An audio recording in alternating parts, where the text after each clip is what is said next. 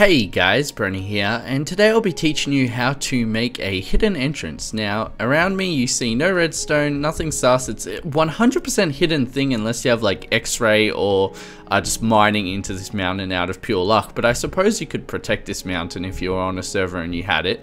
But how it works is by shooting an arrow into a selected block, and then you can have a hidden door. With your treasure in it, house, whatever you want. I've got a little treasure room here. I think it's pretty creative looking. So yeah, let's get on to building this. Okay guys, so to have your hidden entrance as natural looking as mine did, you are going to have to be in a hill biome or a sand biome with hills, and you're going to have to find some flat walls. Now I'll give you two examples and show you how we're going to get the build to work. There's the example over here, which will be the optimal example because this part here is actually natural.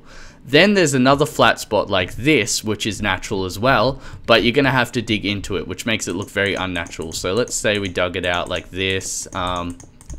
Yeah, it doesn't look very natural at all, so I recommend putting that extra bit of effort in to find your hidden entrance area.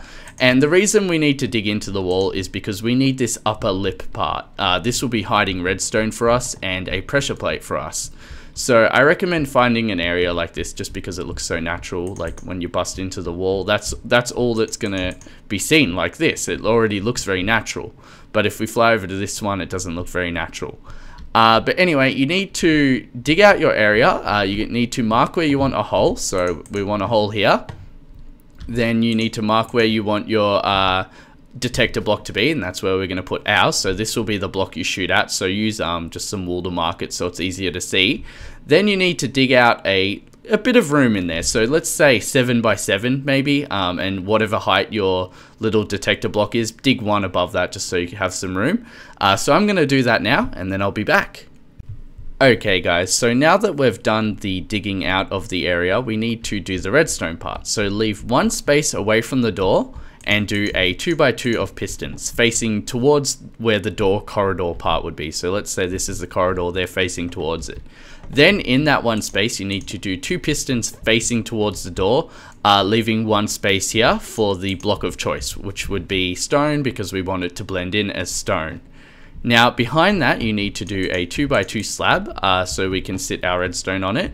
And our redstone on top of it is going to be 2 repeaters facing towards the 4 blocks, and then 2 redstone behind it. So I'll jump up and fly behind that. That's what it's going to look like. Now what you need to do is dig a 1 space above the wool block and change it back to the previous block, or you can leave it wool if you want, and put a pressure plate there. Now this is going to be how the system's powered, so I'll give you an example of that. Let's just put some stone there as a carrier for the redstone, and you'll actually do that yourself too. So put 3 stone there. And put redstone there, make sure you have your pressure plate there. And now how this system works is an arrow on an up angle will actually activate the redstone, like so. Now we need to get the redstone to this, and then the redstone to here.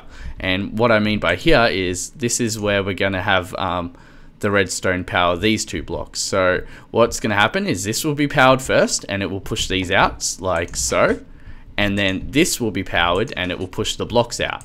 Now when we go on the outside, that looks very natural and it can't really be detected.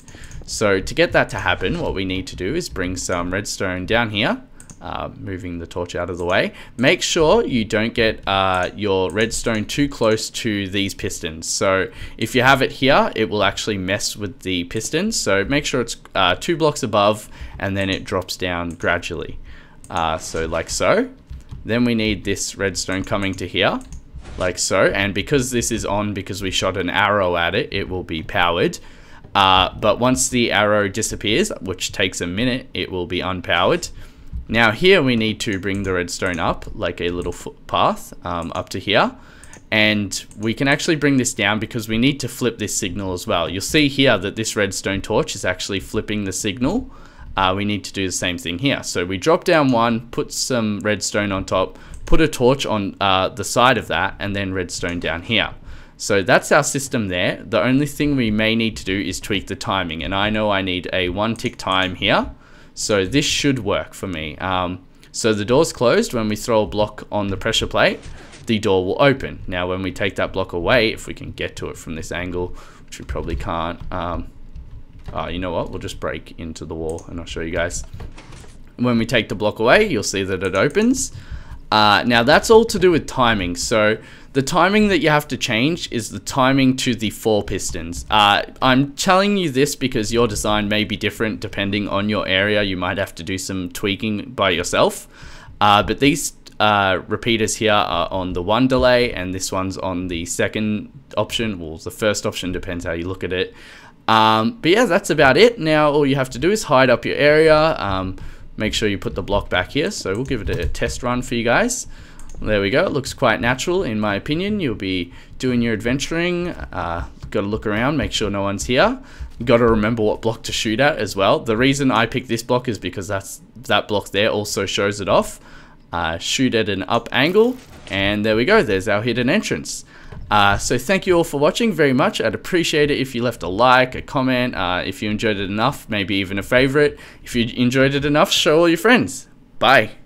Okay, so one little thing I forgot was an exit button. So with the exit button, what you want to do is put a block down opposite the pressure plate with a button on it. Make sure it's not too close to this. If it is, you might have to bring up the button or something.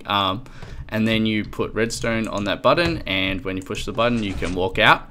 If it's not enough time, and if you have enough room, you can actually put a repeater here to take more time. So now when we push it, we'll be able to walk forward and walk out in enough time. But yeah, once again, thanks for watching. Bye.